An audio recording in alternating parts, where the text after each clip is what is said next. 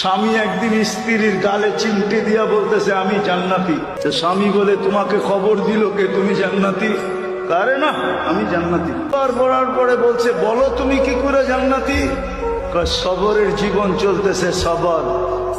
এক কাপড়ে দুইজনের জীবন, সবর করতেছি। আজ পর্যন্ত কোনো চাহিদা রাখি নাই, কোনো দিন বলি নাই যে আরেকটা কাপড় নিয়ে আসো। কোনোদিন চাহিদা ব্যক্ত করছি? স্বামী বলে না। তুমি যে কাপড় আনো না এটার জন্য কোনোদিন মুখ কালা করছি, অভিযোগ করছি? বলছে না। বলছে সবরের বদলা আল্লাহ বলছে জান্নাত। আমি জান্নাতি, জান্নাতি, জান্নাতি। স্বামীর চেহারাটা কালো হয়ে গেছে, তো গালে চিমটি দিয়া বলতেছে তুমিও জান্নাতি। আমি জান্নাতি কি করে?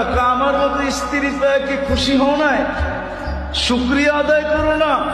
তো বলতেছে পাগলি, একবার ডেলি 100 বার